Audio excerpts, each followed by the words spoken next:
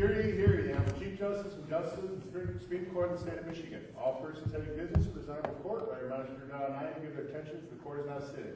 God save the United States, the State of Michigan, and this honorable court. Oh, it's good afternoon.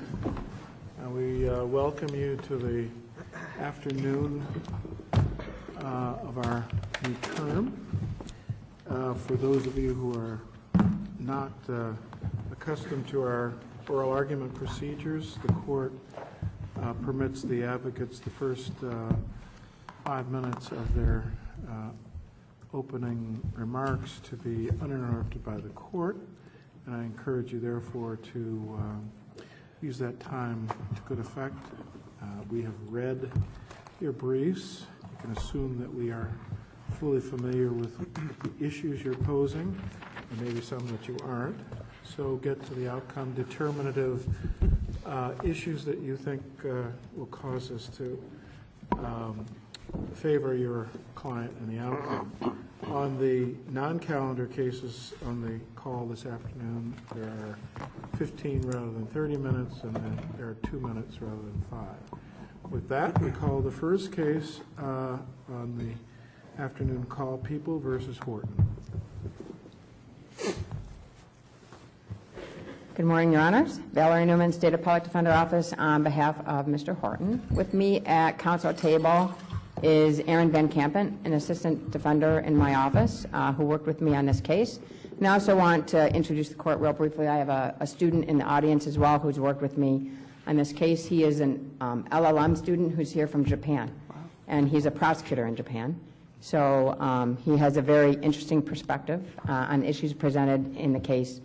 And they have no plea bargaining in Japan, so it's a very interesting system. And before I go any further, I would like to reserve 3 minutes of my time for rebuttal. I know I have to watch the time myself. Good luck to you. And I'll try and help you if I can.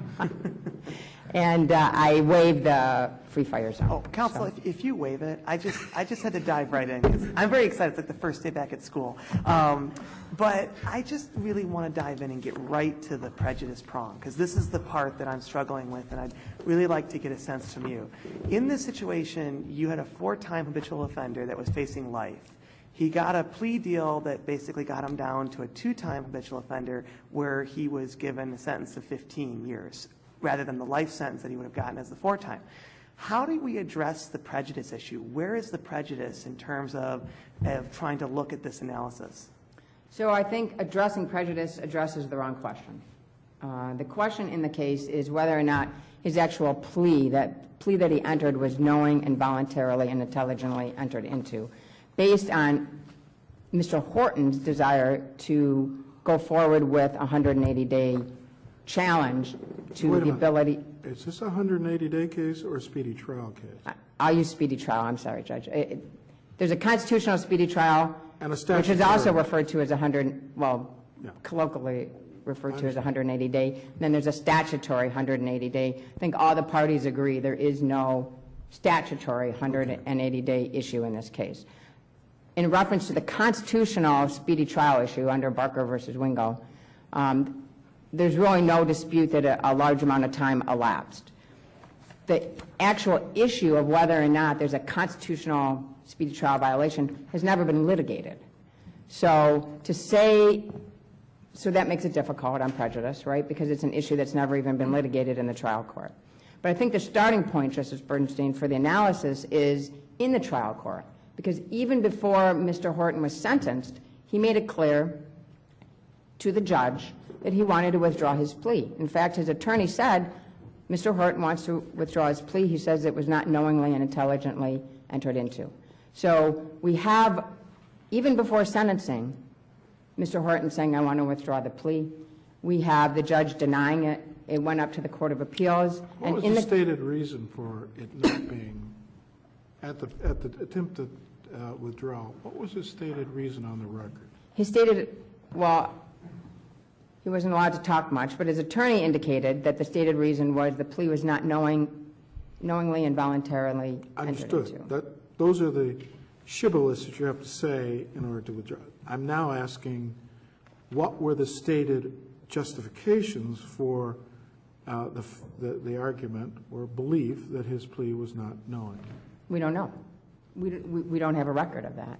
And we don't have a record of that. And one thing I would urge this court to do is in its opinion, is this would have been a real easy issue to resolve if the trial court had spent 5 additional minutes on this case and either allowed Mr. Horton's counsel or Mr. Horton himself to make a full record. Mr. Horton states, I thought we had an understanding, I thought we, had, and then he's cut off. And he says, oh, well, let's just move forward. And I guess, Justice Bernstein, I think that sort of circles back to your question, which is Mr. Horton himself indicated that there was some sort of understanding. Now, one thing I think you get from reading the briefs is... he was asked that very question when he gave the plea. Were there any understandings?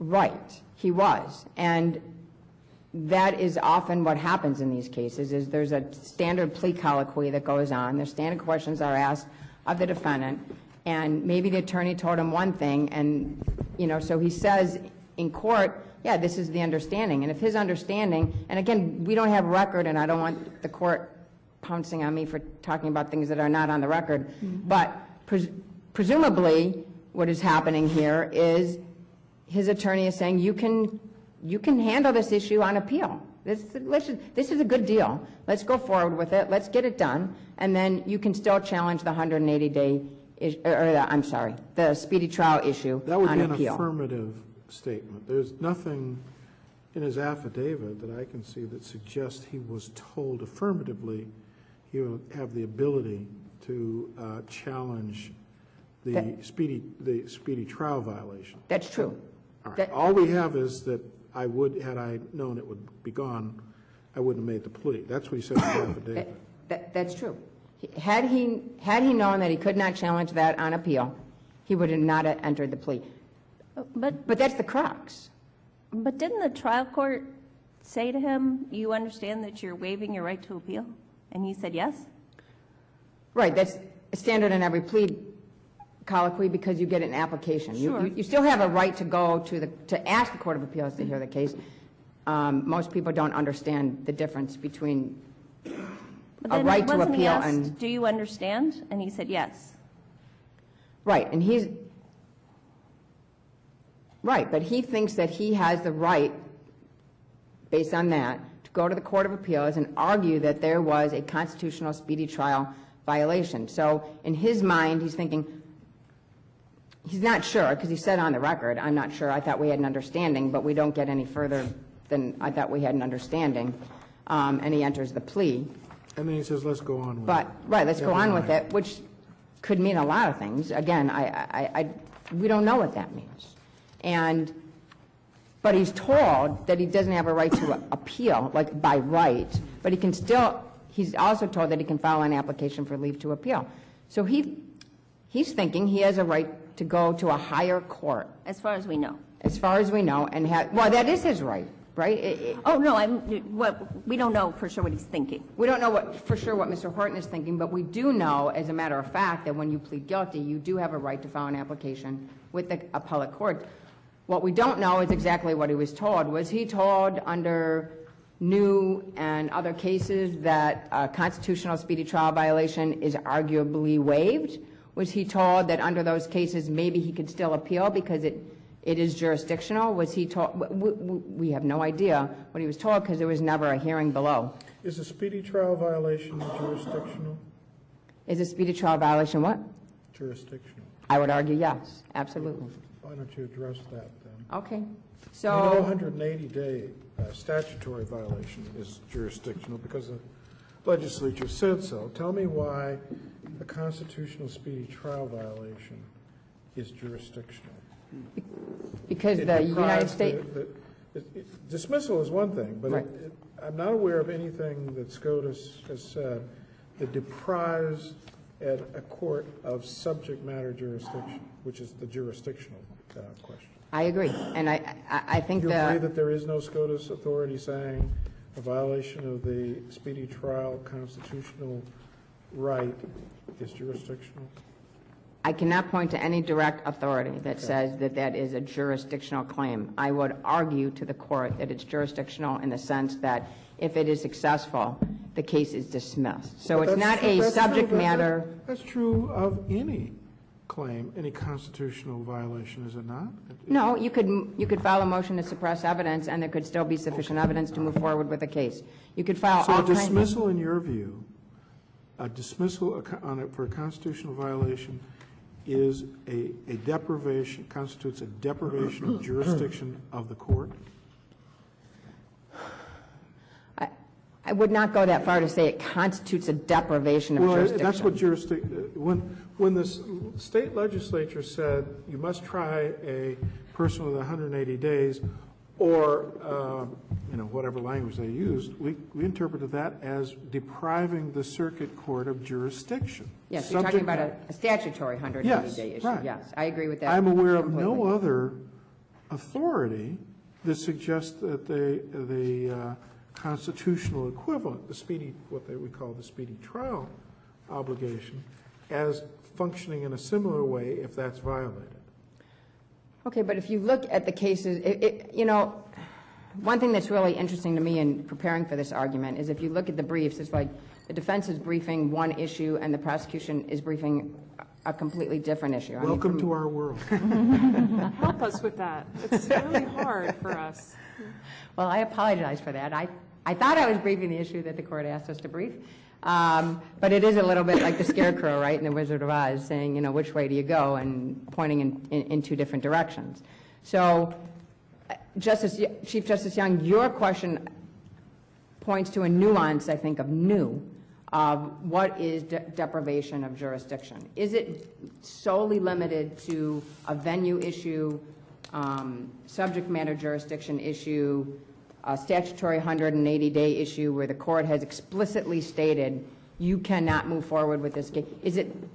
Are those the limited classic cases? Cases get dismissed on any number of grounds, but we never think of them, unless there is a specific jurisdictional defect, as depriving the presiding court of jurisdiction over the matter.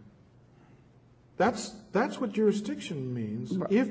If the court is without the power to impose in cases of this kind, to determine them, that's the absence of jurisdiction.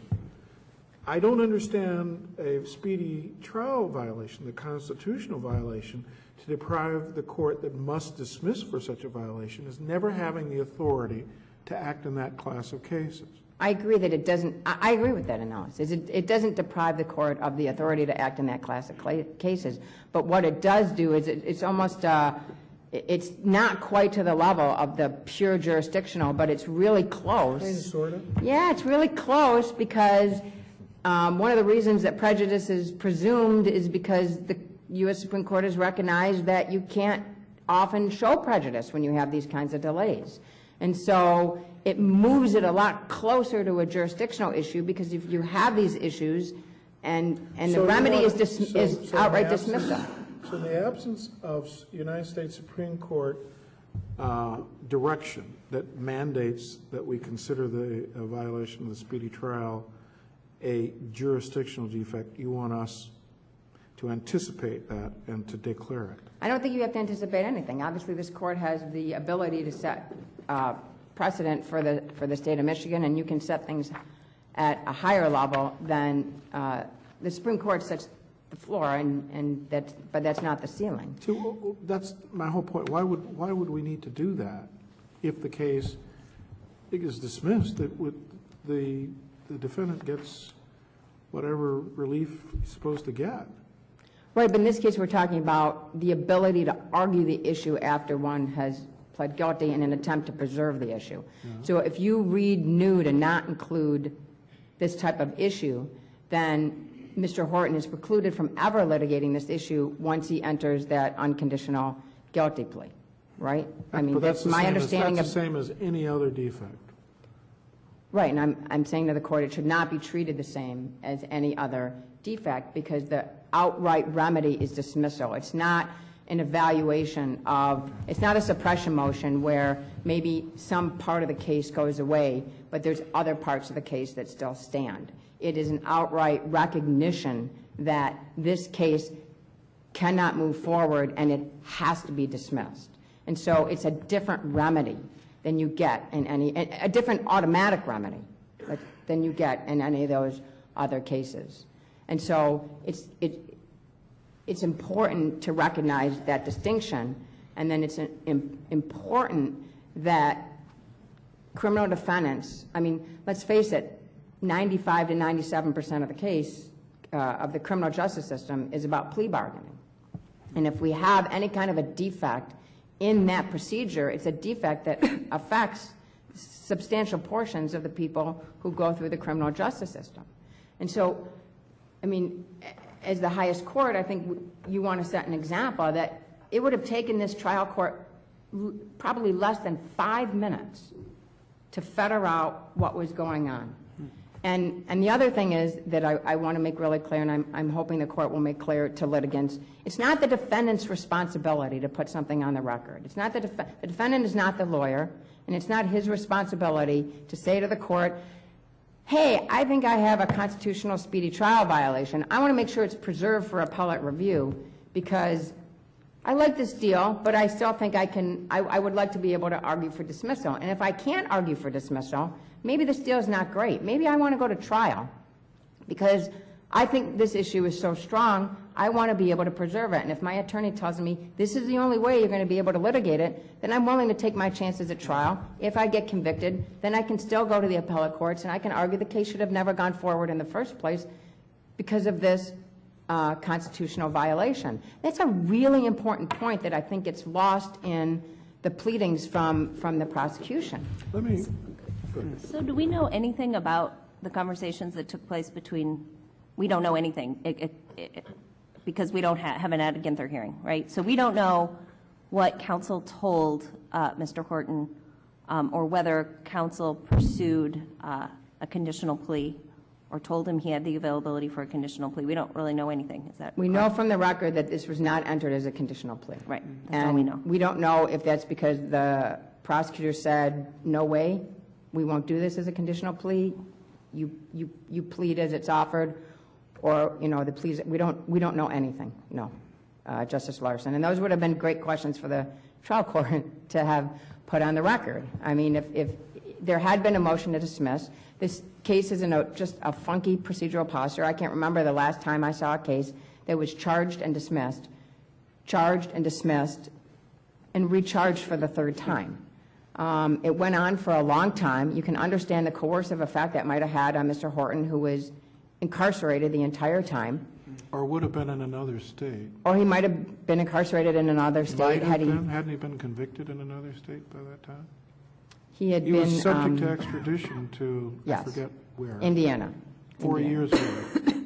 Yeah. So, and which is where he currently is, because he's already been paroled off of this case, and arguably, you could say it's moot, except it's still affecting him to the point that it's affecting what's going on in his other case in Indiana.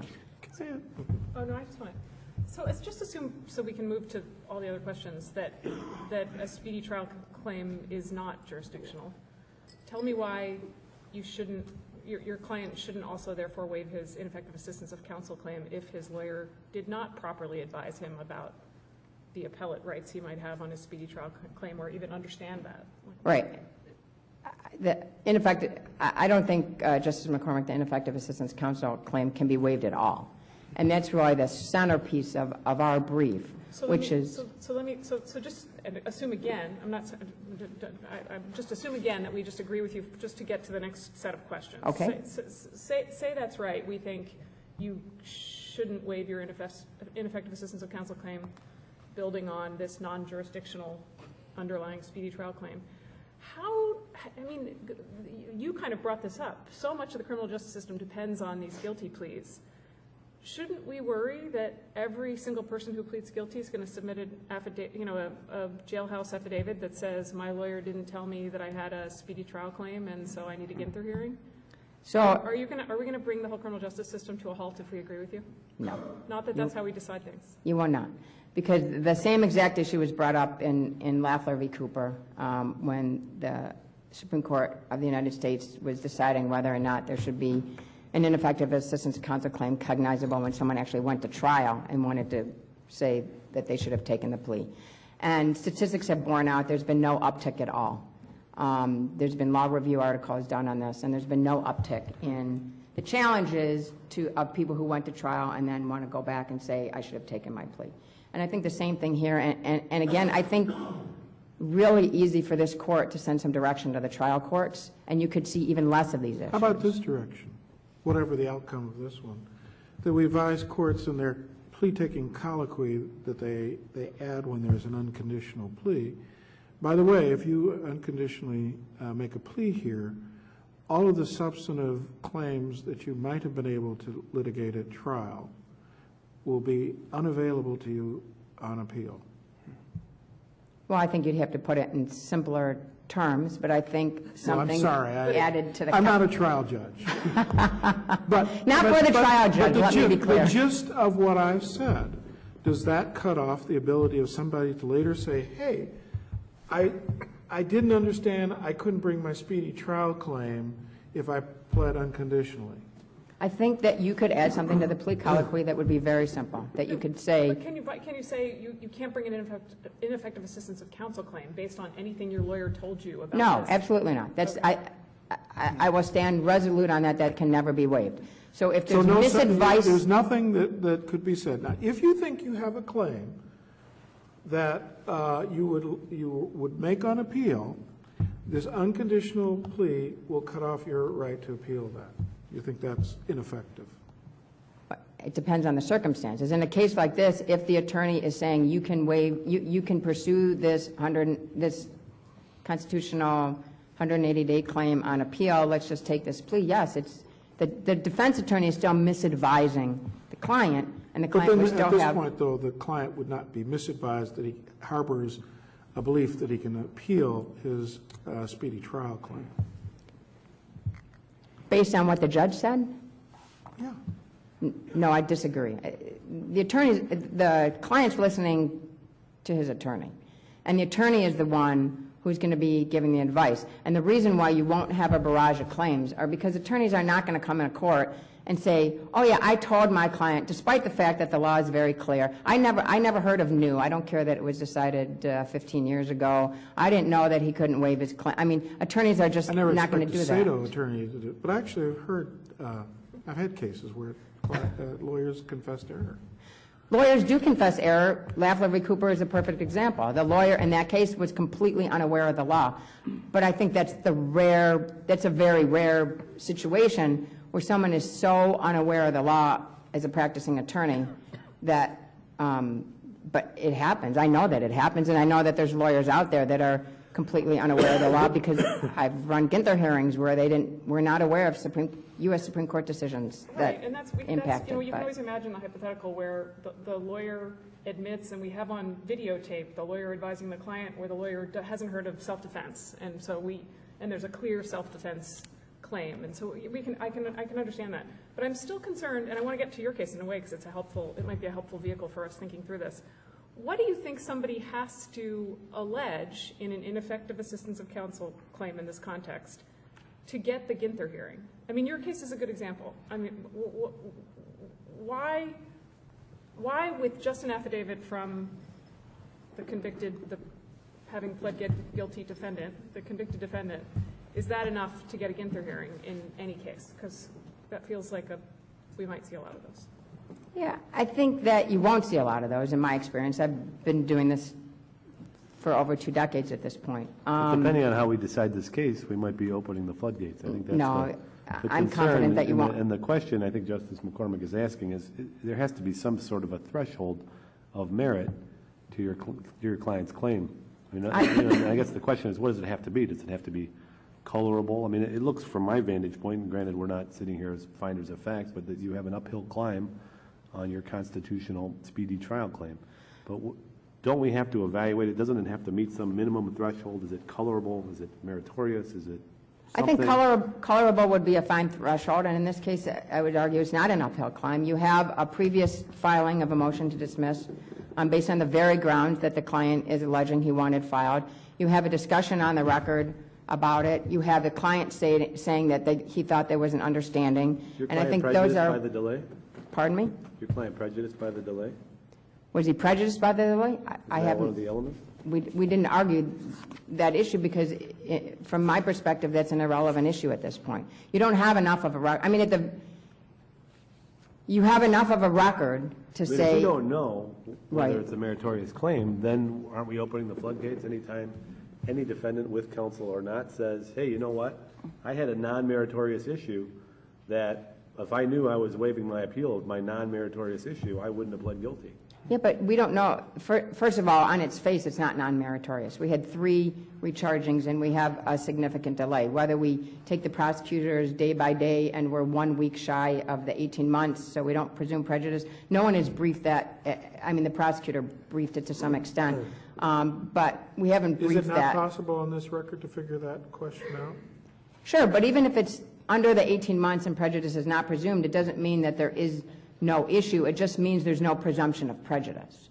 And so, But back to the sort of 10,000-foot question, just assume you showed up today and you said, his claim, my particular client's claim is a loser, can't win the claim. But it can't be the case that somebody with a winning claim waives the ineffective assistance of counsel claim altogether. So how do we decide between those? I understand you're not saying yours is enough of a loser that we should say, for sure we know there's no deficient performance or no prejudice or both. I can't decide which it is. But how would we know where to draw that line, or where trial courts should draw that line? so I'm going to ask you to back up and draw the line at a completely different place than where the Okay. conversation is going, which is I'd like you to draw the line at the record and looking at the basics of a knowing and intelligent and voluntary plea. So in this case, if you, when you look at Hill versus Lockhart and you apply Strickland, the key is would there have been a different outcome in the proceedings? And the different outcome is, would Mr. Horton have pled guilty but for what had happened? And the answer from this record is he wouldn't have. And so that's your answer. Well, I don't He- understand that. We have his affidavit Right, that says that, but. right. If I I think think- it's non-meritorious, is it plausible that he wouldn't have pled guilty because he has a non-meritorious legal issue?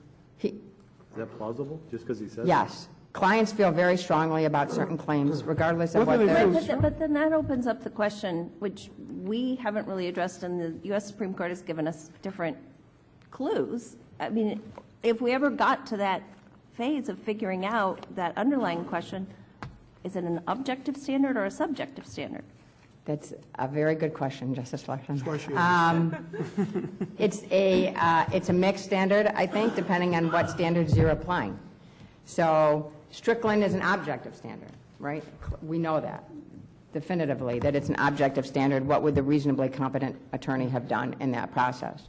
But when you're looking at whether the plea is knowing and intelligently entered into, I would argue it's a subjective standard.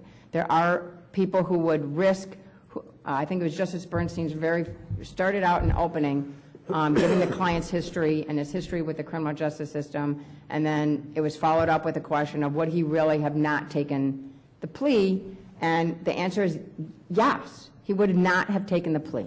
So we have, the only record we have, which is his You would have gone to affidavit. trial with his cell phone pinging off the place where the theft occurred.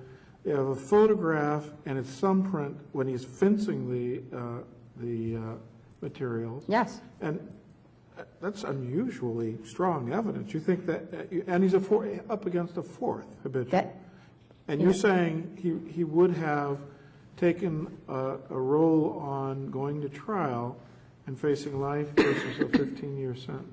that's what he says. I mean, that's all we have. That's the only record we have, is that's But what the what finding he is not says. just what the defendant says, right? The court has to, I mean, it puts courts in a very difficult spot, this whole genre, because courts aren't called upon to make factual findings of something that actually occurred. They're called upon now to figure out a hypothetical, what would have happened under these set of facts. But your position is the court really doesn't have a role in that. They just have to, whatever the defendant says, the court has to conclude that's what the defendant would have done. The court can't consider anything else, like, the defendant might not have actually held out for this issue if it has no merit. Well, I think that's a trial court issue. It's not an appellate court issue. And had had Judge Bowman just taken a few more minutes to ask a few more questions, I don't think we would have been here. I think that would have been fleshed out, and we would have had a better record, and we would have had a better idea of. I don't think we would have been here, quite honestly, at all, had that been fleshed out. But given the record that we've got, what you want in terms of relief is you want to remand this for a Ginther hearing, and then is that right? Or what do you want in terms of relief? Maybe that's not what you want. I would take a remand for a Ginther hearing. I'd prefer that you just vacate the plea and let the case. Why would we do that? Just on his say-so. That's all we have. So if you want a better record, yes, you should remand it to the trial court. Well, this is an ineffective assistance claim, isn't it? Correct. Well, typically, we let those things, if there's a serious question as to about whether there is a legitimate one, there's an evidentiary proceeding, which is a Ginther hearing. Absolutely. I have no. Well, then on what basis in our jurisprudence will we simply say, well, we accept the claim of the defendant without allowing any kind of evidentiary hearing as to what he's saying or suggesting is in fact true? Well, it is an affidavit, and it was submitted to the court. It's the only thing we have in the record. So my basis for saying that you could. It's not that there is any opportunity for it to be opposed, is there?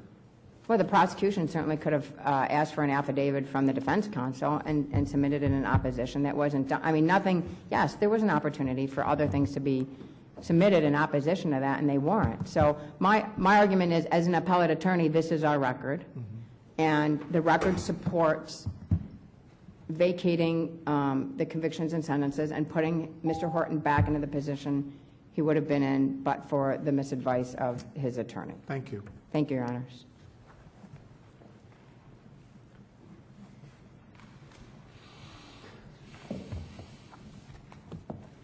Good afternoon, Your Honors. May it please the Court. Thomas Gurdon, appearing on behalf of the people. With me at council table is Jeffrey Kalin from the Oakland County Prosecutor's Office as well.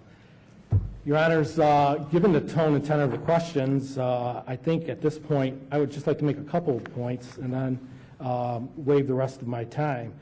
I think two main points I would like to make is following LaFleur versus Cooper, the Supreme Court decided Burt versus Titlow. And in that case, the Supreme Court said, from a silent record, you cannot presume ineffective assistance to counsel.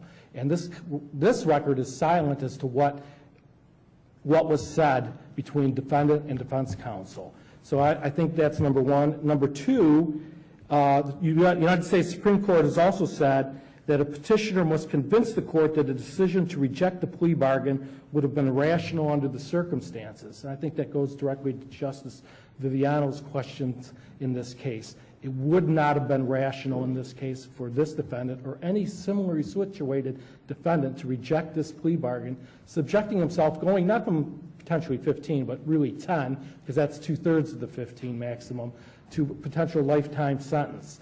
And I would surmise and impose to this court that there will never, even if the court were to buy the defense argument and send this back, the defendant would never want, in this case, his plea set aside, would never risk going back to prison.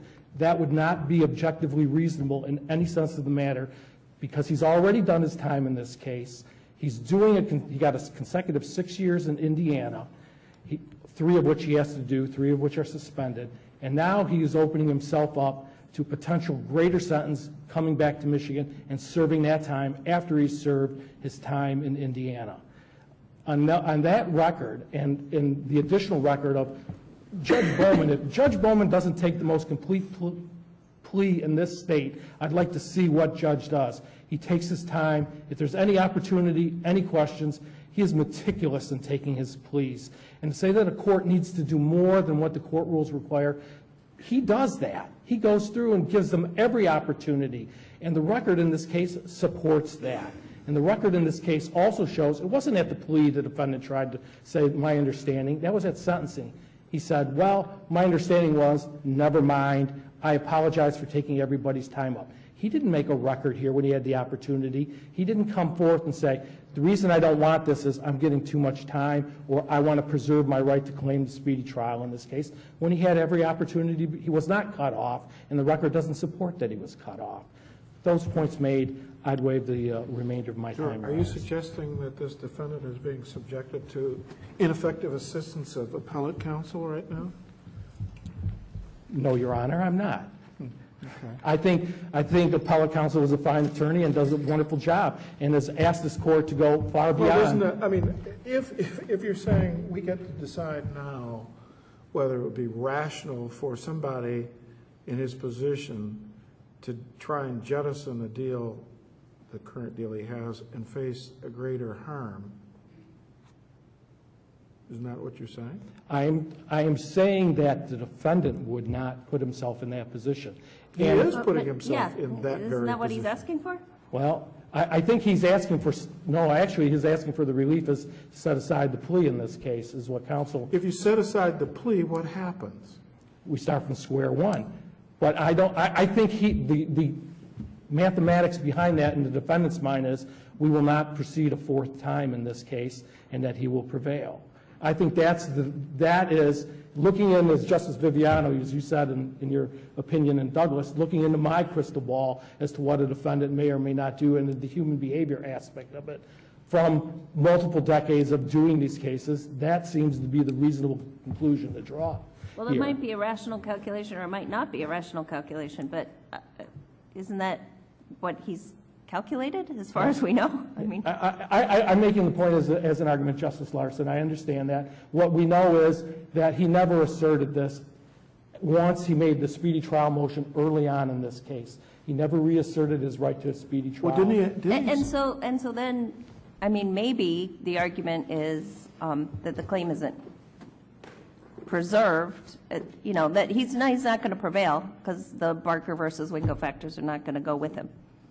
Well, I think that's true. I was talking more, speaking of the reality of the case, as opposed to maybe talking about what goes into this court's ultimate decision. But sometimes the practicality has to be part of what this court is going to consider in this case. Isn't that part of this, as I believe he said in his application, he tried to prevail on his trial counsel to renew the motion, and the counsel refused to do so. That's correct, Your Honor. And twice in his application, which I think his application twice says, or his application indicates that they twice talked to counsel about raising a speedy trial. The month before the plea. Before the plea. And again, I take that with what Judge Bowman did at the actual plea in this case. Trial counsel at that point said, we've had extensive discussions. Clearly, there may have been a disagreement, but that doesn't rise to deficient performance under the ineffective assistance if counsel's best advice is the plea's the best thing for you here. So I think when you couple those together, there were discussions. This isn't bad. This isn't no advice or advice that's totally wrong. This is, in my professional judgment, this isn't something we should be raising in this case. Well, how do you address? It seems to me that there is a tension between trying to gain finality to pleas, and pleas which may legitimately extinguish ineffective assistance claims, where the counsel, as in Justice McCormick's questioning, just doesn't know about something as elementary as what self-defense is, and therefore fails to give the defendant any guidance about the availability of such a defense to the charges. I mean, my sense is most of us wouldn't really want to extinguish that kind of ineffective assistance claim, correct? I think there's arguable merit on its surface. But when you probe into some of the Wait a cases... minute, you're going a little fast. Arguable merit on its surface, that seems to be a position that you say, well, why would we ever do that? We're extinguishing a defendant's right to challenge this, and based on ineffective assistance. So we have surface merit. But I think when you look at what the Supreme Court has said in the Brady trilogy, in Tollett versus Henderson, where they say the plea is a complete break. It relinquishes the defendant's ability to challenge not only that, The factual basis. For the Exactly, because we as a society can rely on that plea for punishment in this case. But you also acknowledge that the defendant has some right to some measure of effective assistance in the plea process, Oh, yes? totally agree with that. Okay. In fact, I would say, So given that, then we have to figure out, putting aside this particular defendant's claim, what should a trial court need to see from a litigant to say, hey, there's something here, we better look into it? well, I think it would go, in fact, and I think the cases support this, if it goes, in fact, to a consequence of the sentence, or if in the plea case. Then, if there's misadvice on that, or no advice on Slow that. down, say that again, I wasn't sure. Okay. What you said. I think Justice McCormick, as I understood your question, was asking about when we should look at this ineffective assistance. Yeah. And our position is, when the consequence goes, or the advice either is wrong, so that it's deficient, and then it's prejudicial because of a sentencing consequence in the case, such as deportation, being put on SORA, those are cases where How that... about being convicted? I mean, Yeah. I killed Justice McCormick. I just didn't know that I had a defense, self-defense, most of the time. So if I'm the criminal defendant, I can admit factually the crime, but not be aware that I have a defense. And are you saying that if I'm not advised about the defense, the plea is complete upon... I am, Your Honor. And Is what that we- consistent with Hill versus Lockhart? No, I think, I'd like to make 2 points as to that. Number one, one of their underlying cases that they cite in their case is United States versus, I want to say it's Bocci, and I may be mispronouncing that. This was a bid rigging case out of the state of Kansas where the defendants ended up pleading guilty to 2 counts of conspiracy in that case. Co-defendants challenged the charge and had the charges dismissed on jeopardy grounds. The defendants, after going through their appeal, raised that issue, said, well, this is involuntary because I had a double jeopardy argument here. You can't charge me with this. The U.S. Supreme Court said, and in fact, trial counsel in that, who represented the 2 defendants, said, I was unaware of the jeopardy issue. Even though it seems inconceivable that an attorney handling a big case would not be able to understand the jeopardy, the Supreme Court said, your affidavit, counsel, is of no moment to us in this case. What is important is that this plea was freely and voluntarily given the authority of the state to thereby rely on that. Defendants' rights are relinquished, and you need not go any further in that case. Was that case framed as a voluntariness Yeah, case, or was it framed as an ineffective assistance case? As a voluntary issue. In fact, and Right. which of course brings me to my But second that's point. the difference. Right, which I think you brought up when you cite Hill versus Lockhart. And I think what's important when you look at the kind of the Hill line of cases that brings us in is, how did those cases arrive at the Supreme Court? Number one, let's start with that the Brady trilogy is still good law. Tullett versus Henderson is still good law. So then we have this overlay of Hill, and you have Primo, and you have the bunch of other cases that came to the Supreme Court. Those were all stayed on top habeas cases that were, I think all of them might have been decided by the Ninth Circuit. So they came up to the court on habeas grants based on ineffective assistance. So the court necessarily was faced with that issue. Yeah, but in Hill versus Lockhart, it came out in favor of the criminal defendant. No. I mean, just because, No, It in was Hill a versus state on Lockhart, top. it did not come out in favor of the defendant. The court rejected that. They Well, said, okay, they said there was you're no right. prejudice in The that court- case. Fair enough, but the court recognized that you could have an ineffective assistance claim. Except that later in Padilla, another case relied on by the defense, the court said, in responding to Justice Alito's dissent, where he recognizes, he said, we never got to the issue of deficient performance in Hill versus Lockhart. Right, that's And true. so they said, even though we didn't get to it, that still should be the starting point.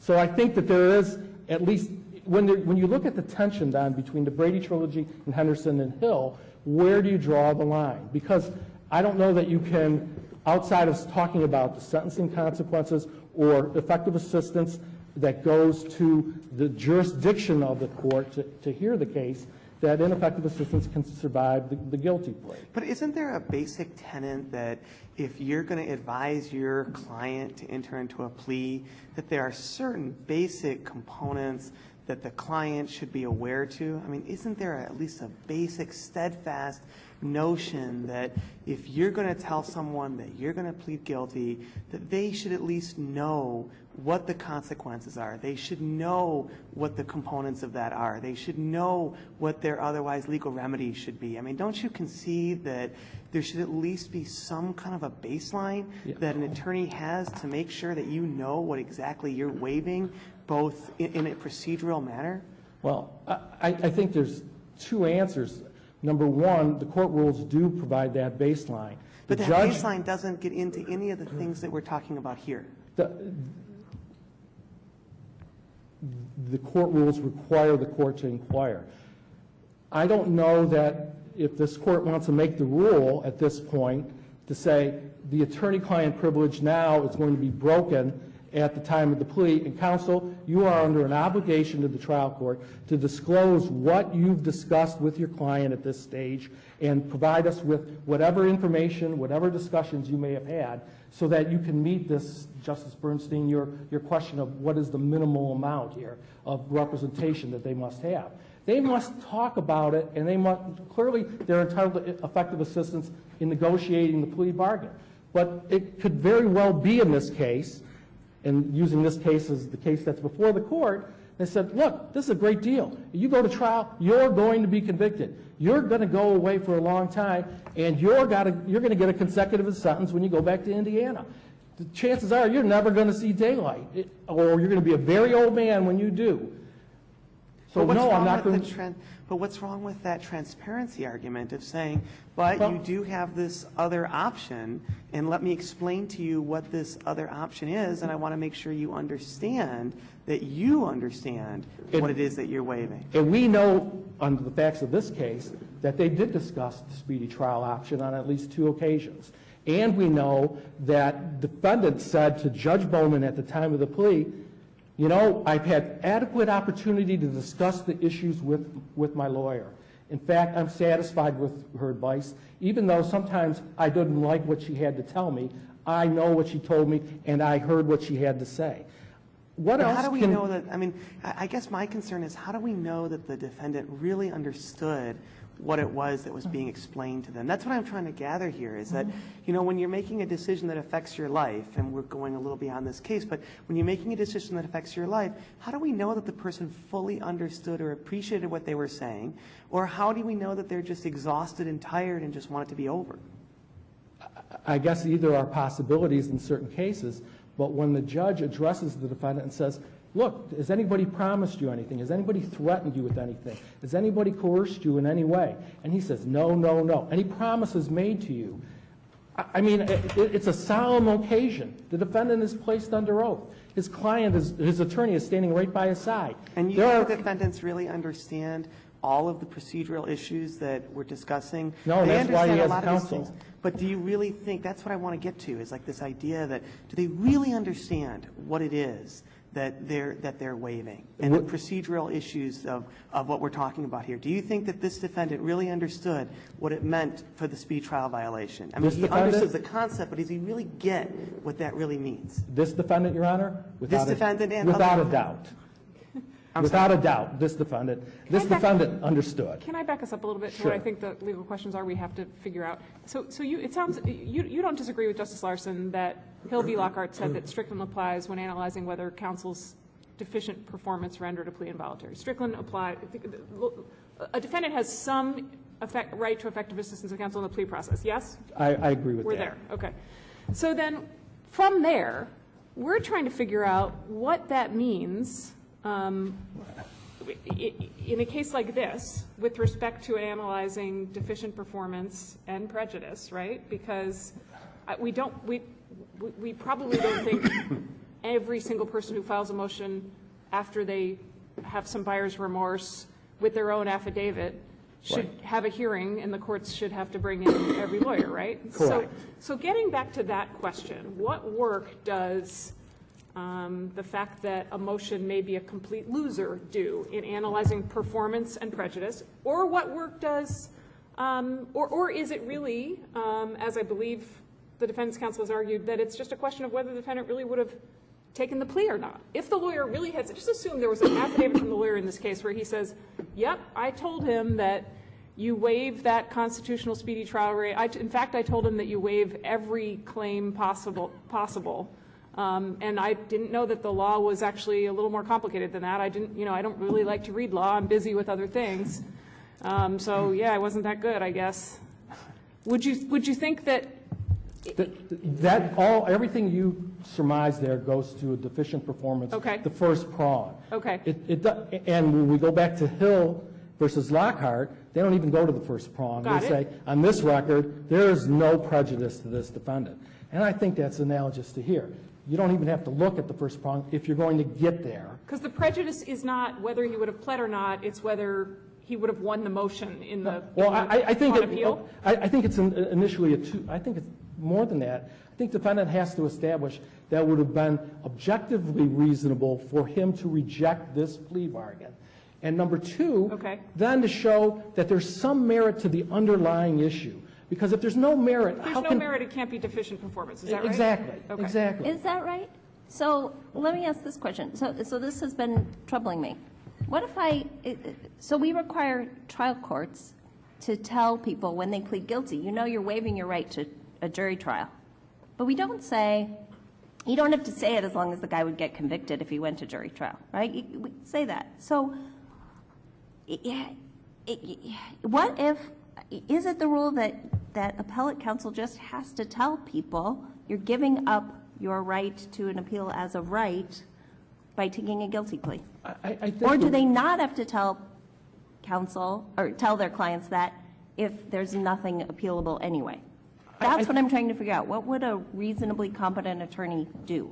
Well, what is reasonable in that, and again, on this record, I think the assumptions and the presumptions have to be that this attorney did what she needed to do in this case, and that she had discussions with the defendant. But we don't know that. We don't know anything. We do know that they had discussions. The defendant, in fact, told us that at the time of the plea.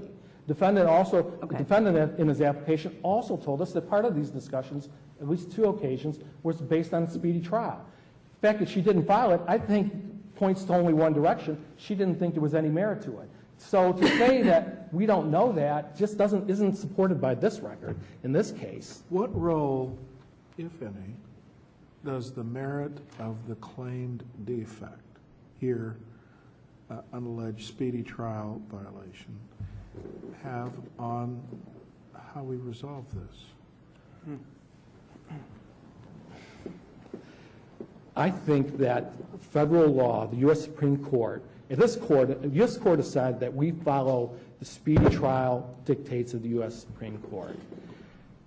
Federal law says, Brady, Tollett, that the plea relinquishes any claim as to the speedy trial in this case. That is extinguished by his plea. So that you don't even need to get to that. You have to then, the only, I think, issue is, what do you do with the ineffective assistance of counsel claim in this case? Do you follow the line that has been developed in the Court of Appeals under Boynton's and others, that by pleading guilty, the defendant waives those things that go only to the ability of the state to prove his guilt? Or do you say, we're going to have a break with that, and we're going to allow convicted defendants to challenge based on... Isn't that what the United States Supreme Court has tolerated? I mean, As between the Court of Appeals and the U.S. Supreme Court, we have to kind of go with the... I totally agree with that. But I don't know that the Supreme Court has ever said that, because what is the practical effect of that? If the effect is, all I have to do is file an affidavit in this case, and I get a Ginther hearing, all I know now is that every plea in the state of Michigan becomes a conditional plea without the consent of the court, which is what the court rules require, without the consent of the prosecutor, which again is what the court rules require. Because all I have to do is raise an ineffective assistance of counsel claim now to make my plea conditional and to get a hearing on the Ginther hearing.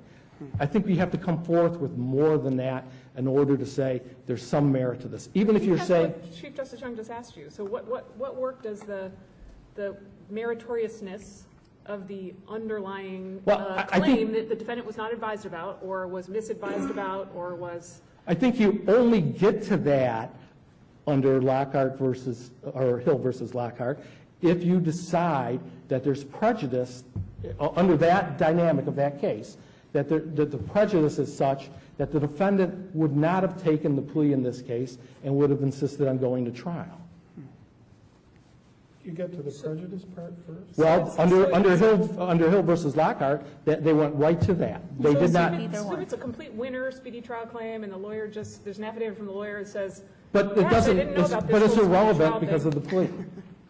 Unless you're going to say, now we're going to resurrect every underlying claim, not only maybe there's a speedy trial, maybe there's a self-defense, maybe there's a suppression of evidence, maybe there's an entrapment that was never raised, maybe there's a double jeopardy argument, and all I have to do is... Laches, maybe there's laches. What is that? You know, I see your point. It can't be like any single like legal thing that. I mean, I think that right, if you're going to say that, then you're undermining the whole idea of pleas, finality of pleas, the resources of the court, the resources of the people and the defense attorneys. I don't see any end to it if you're going to say what we're going to have to do require is make this record that we've never had to make before. You know, there has to be some basis to say, you know, I wouldn't have done this, and it has to be a closer case than this one. And it has to be some merit to whatever's underlying it. Your opposing counsel said there's no, I thought I heard her say the burden really is on the court to make this record, and there's no burden at all on the defendant, which I think is sort of an inconsistent position, because if we are to believe that this was important to the defendant at the time of the plea, then that suggests that this is something the defendant is thinking about, right? Knows about, has some basic grasp of, and is able to counterweight that against the notion of pleading guilty. And so, do you agree with counsel that it's incumbent on the court to draw this out in some fashion from the defendant, or does the defendant have some obligation in responding to all of the litany of questions that the trial courts ask in a plea hearing to raise this issue? The burden has to stay with the party that has the knowledge and can make the record. In opposing the court between counsel and the defendant is untenable, because I see it as a lose-lose proposition for the defense attorneys in this case. If defense counsel had recommended, hey, if the prosecutor won't give us a conditional plea in this case to the habitual second, and I can assure you we wouldn't have, he would have had to plea as charged. If he would have pled, and then he would have been rejected on the speedy trial claim and got a substantial sentence, the issue we would be here on is counsel was ineffective for not dissuading the defendant to enter into the plea. That's her case again, LaFleur versus Cooper. Which is why I asked the first question of you, whether there was had a potential ineffective assistance of counsel on the appeal if he won the appeal. Let me go back to another threshold.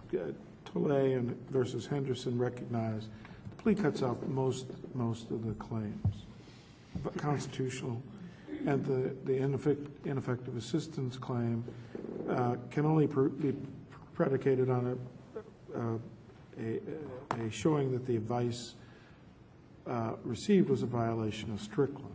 Now, so you kind of go, if that's still the standard we applied here, is there a burden, at least initially, instead of just saying my plea was involuntary because I wasn't advised properly, isn't there a burden at very least to say I was told X, and X was not right, or I asked this and I was told this, and that's not right. I mean, isn't there some burden of production to get you in the zone of Strickland, other than just sort of creating a jump ball by filing an affidavit saying this wasn't a voluntary plea? Well, I think so, Justice Young. I think that it's incumbent upon the defendant, when he's placed under oath and is being asked questions by the trial court, is this your choice to plead guilty? If he says no, the judge should be cutting off any more and saying, okay, we're moving on from here. You need to talk to your attorney who can advise you of what's best, and then you need to make the decision.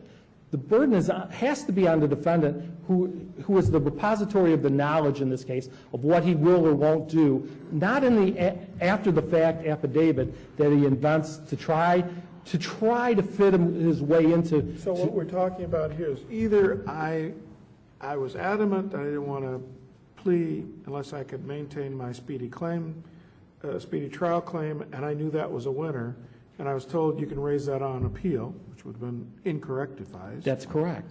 Or something else.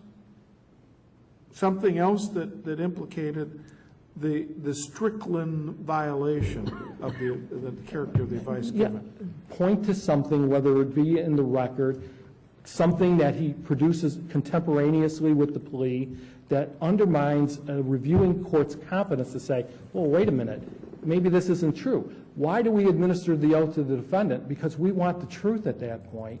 We want to make sure the plea is voluntary. What would he have had to say here in his affidavit? Well, I don't know if anything he could say in an affidavit should convince anybody to make this a question of fact.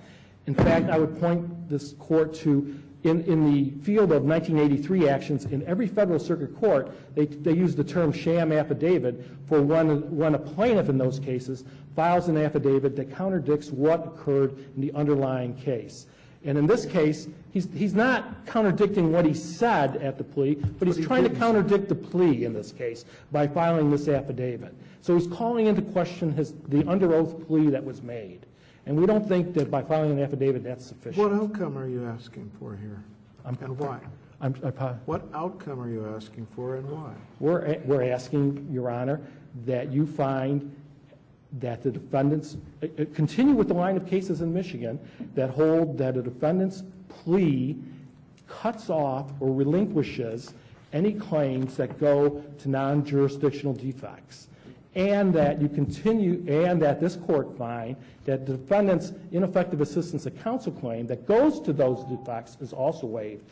If defendants have claims of ineffective assistance of counsel that go either to sentencing consequences, which are objective, in other words, counsel gave bad advice, I wasn't going to be deported, when the federal statute says yes you are, that is going to survive even his plea of guilty in these cases. Thank you. Thank you, Your Honor. Case is submitted.